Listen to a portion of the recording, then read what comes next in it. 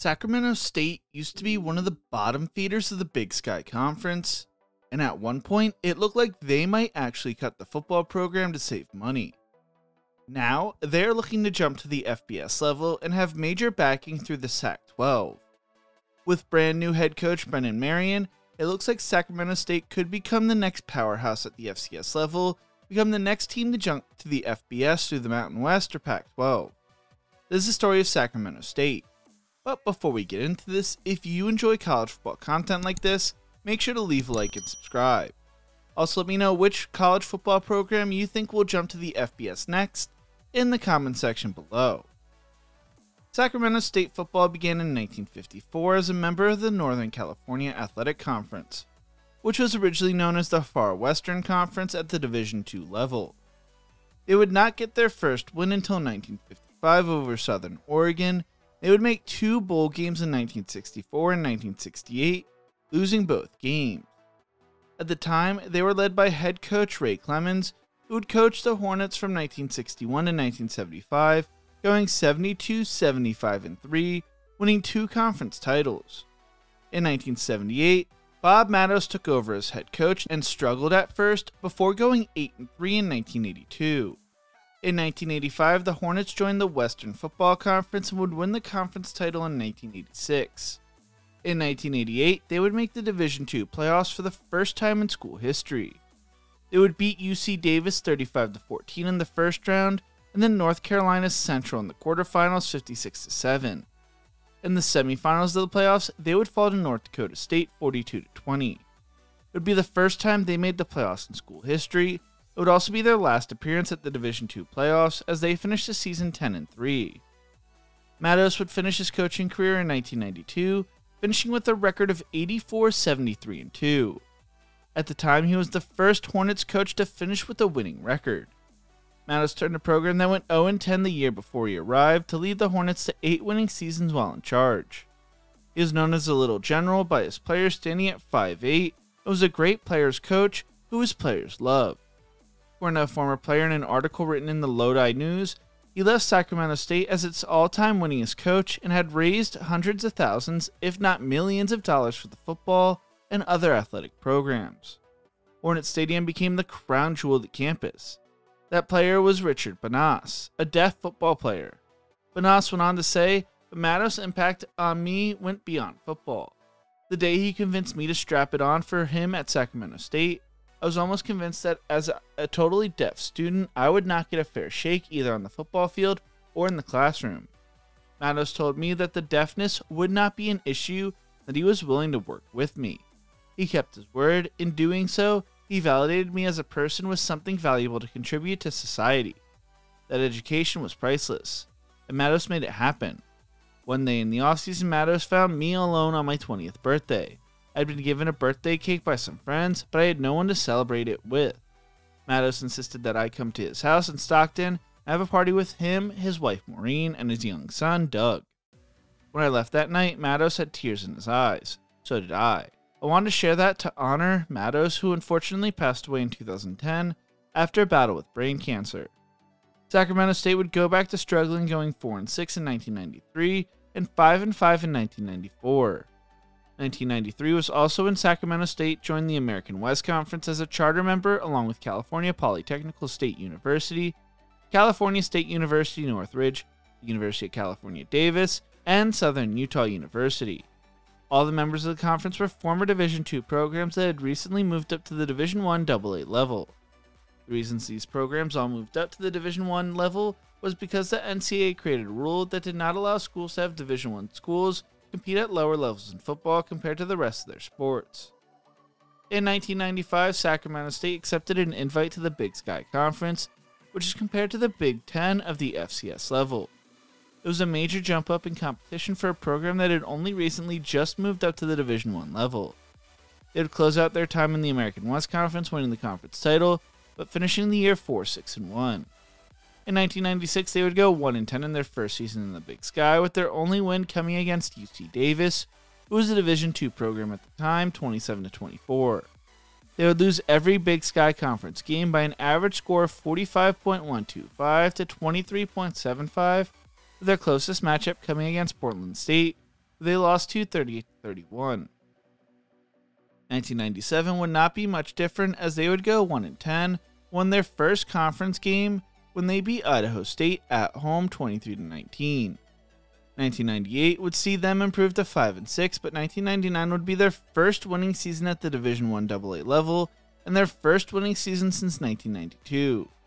The team almost upset number 3 Montana, but fell 41-39 in double overtime. 2000 would see them improve even more, going 7-4, but then the program would collapse. Volek would leave Sac State following a 2-9 season in 2001 and a 5-7 season in 2002, finishing with a 31-57-1 record overall. He would be named Sierra's athletic director in 2003. Steve Mushagan would take over in 2003, and they would go 2-9 in his first season and 3-8 in his second season in 2004. Throughout the early 2000s, there were always rumblings about Sacramento State dropping football, primarily due to financial challenges and concerns over the program's sustainability. The university was facing a number of budgetary constraints, which made maintaining a Division I football program increasingly difficult.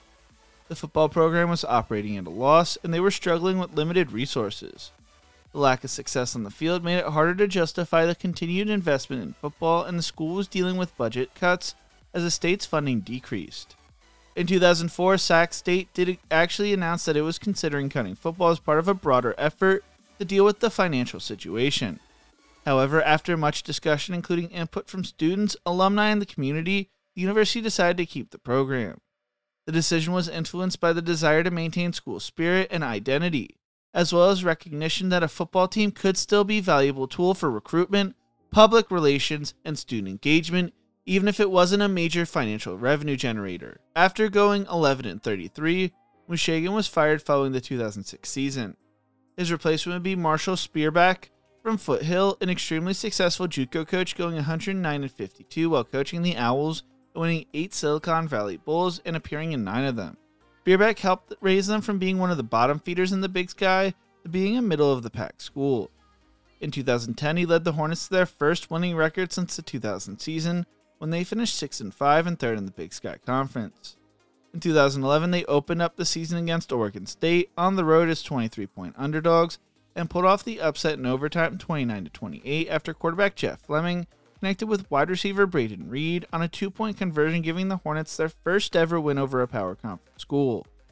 A few weeks later, they beat Montana for the first time in their program's history, upsetting the number 10 team in the nation 42-28 at Hornet Stadium. Following a 2-2 start, they would lose heartbreaker after heartbreaker to finish the season 4-7, losing 5 games by 10 points or less, and 2 games by 4 points or less. In 2012, they came back from a 14-0 deficit against Colorado on the road to win 30-28, and win their second game against a Pac-12 opponent in as many years. They started the season 5-2, would close out the season 1-4, losing to number 1 Eastern Washington on the road 31-28, beating number 11 Cal Poly 35-29 at home, losing to number 3 Montana State 20-17, and UC Davis 34-27 to finish the year 6-5. In 2013, they would go 5-7, but in April of 2014, Spearback shocked fans when he decided to resign as head coach, with speculation around a report that there was an ongoing internal investigation into Spearback's violating NCAA recruiting policies, according to an article in the Sacramento Bee. He would finish with a 35-44 record and would be replaced by Jody Sears, who was originally brought in to be the school's defense coordinator after going 4-19 as head coach at Weber State. 2014 saw the Hornets finish 7-5, but in 2015 and 2016, it looked like the program was going back to its old ways, going 2-9 in both seasons. In 2017, they finished 7-4 and went 6-2 in Big Sky Conference play, but after a 2-8 season in 2018, leading to his firing as he went 20-35 in 5 seasons, the man hired to replace Sears would be Utah offensive coordinator Troy Taylor. Taylor coached former Washington quarterback Jake Browning from 5th grade through the high school level. Taylor would coach Cooper Kupp at Eastern Washington, where he served as co-offensive coordinator and quarterback coach. During the 2016 season there, he directed the top passing offense in the FCS and set numerous national and school records. The Eagles averaged an FCS best 401 passing yards per game, ranked second nationally with 529.6 yards per game, and was third in scoring offensively with 42.4 points per game. Eastern Washington posted a 12-2 overall record and advanced to the FCS semifinals. While at Utah, he helped the Utes win the Pac-12 South for the first time in school history and helped them go 9-4 in his second season. Sac State would be Taylor's first head coaching job at the collegiate level, and he would help take the Hornets football program to the next level. The athletic director spoke on the move of hiring Taylor, saying he's an innovative play caller who has had success at all levels of football. Troy is one of the best quarterbacks to come out of the Sacramento region and has become a nationally respected coach. I am excited to see him help take the program to new heights. Taylor would speak on taking the job, saying, I am thrilled to be the new head coach at Sacramento State. My family and I are excited to move back home and take on the challenge of building the Hornets football program into something the city can be proud of. I want to thank President Nielsen, Mark Orr, and the rest of the search committee for giving me this opportunity. Sac State and Taylor would put up fireworks in his first game as head coach, as they would beat Southern Oregon 77-19. They would lose a tough game to Arizona State 19-7 before blowing out Northern Colorado 50-0. They would fall to Fresno State 34-20, but proceed to go on a 4-game win streak before a major matchup against Weber State. It was a top 6 matchup between Sacramento State and Weber State. The number 3 Wildcats beat the 6th-ranked Hornets 36-17, sadly. They proceeded to win their final 3 games of the season to finish 9-3. The Hornets finished the season setting program records for wins, won a share of their first ever Big Sky Conference title, and made the playoffs for the first time since 1988. 15 players were named to all-conference teams, and quarterback Kevin Thompson was named Big Sky Offensive Player of the Year. The Hornets would unfortunately fall to Austin Peay at home 42-28 in the second round as the 4th seed. Sadly, the 2020 season would be canceled for the Hornets, but they would add running back Cam Skattebo to the roster. In 2021, Sacramento State would finish the regular season 9-2 and undefeated in Big Sky play, winning their first outright Big Sky Conference title.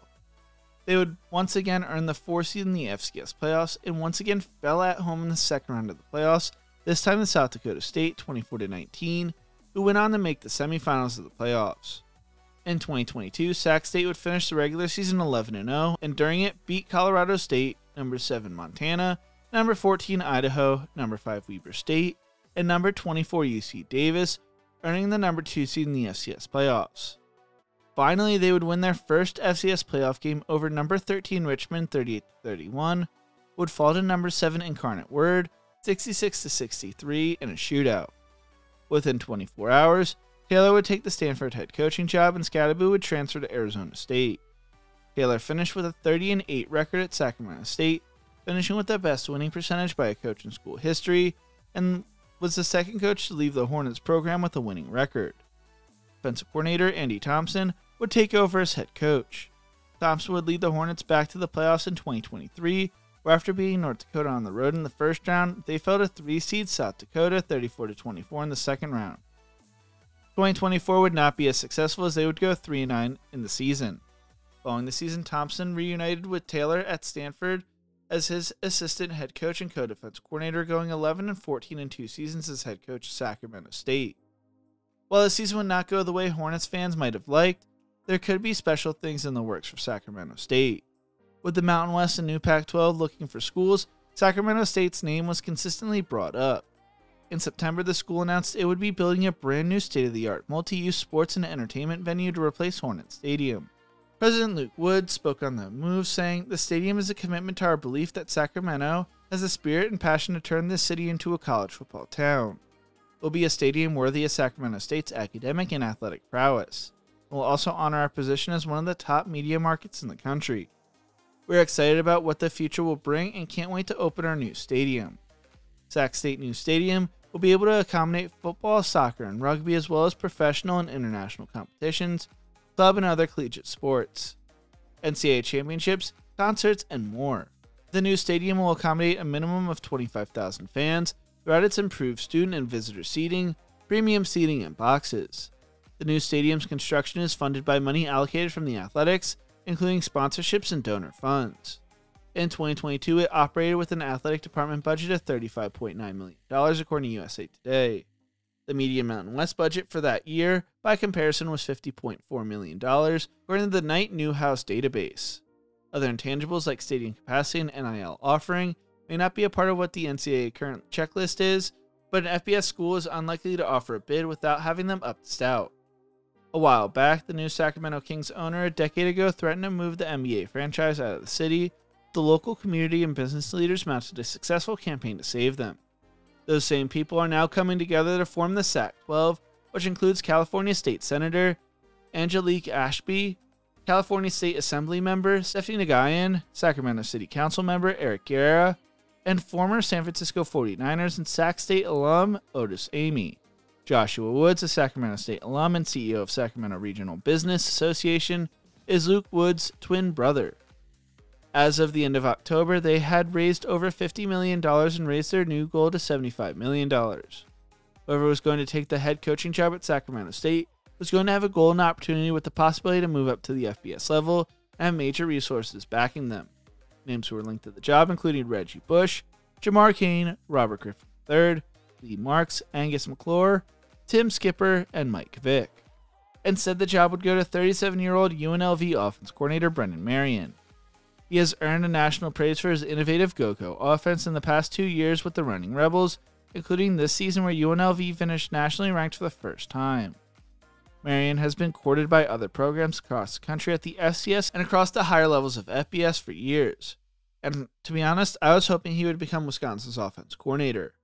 According to the SAC-B, Marion is a man who was humbled by hard lessons growing up in Pennsylvania, including working odd jobs to help raise money for his family, then enduring nights as a junior college player in the Bay Area, where he wondered where his next meal and bed would come from, and then later having his NFL dreams crushed after shredding his knee 3 times.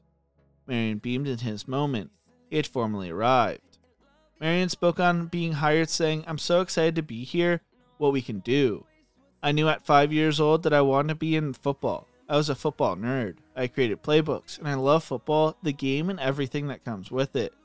People coming together, player relationships, bringing people together. I talk about how one great year can change your life forever, and we don't see adversity, we see opportunity." Since taking over as head coach, Marion has crushed it on the recruiting trail, bringing in former 3- and 4-star recruits and FBS players, adding 23 players and landing the top FCS transfer class.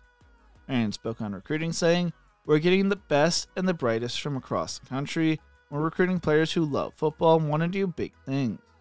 We want young men who will make an impact in academics, be a good student. You can't play football forever. You need an education, a degree. I know that." Marion is building something special at Sacramento State, and I can't wait to see what they do in 2025 and beyond, and I hope they get the FBS invite they are looking for with the backing behind the program. After years of struggles and almost cutting the program, Sacramento State could become the next Big Sky and West Coast powerhouse in college football. What do you think? Who will be the next team to jump to the FBS level? Let me know in the comment section below. If you enjoyed this video, make sure to check out one of my other videos, YouTube Things You Will Love, right here. Thank you so much for watching, and as always, remember to embrace the grind.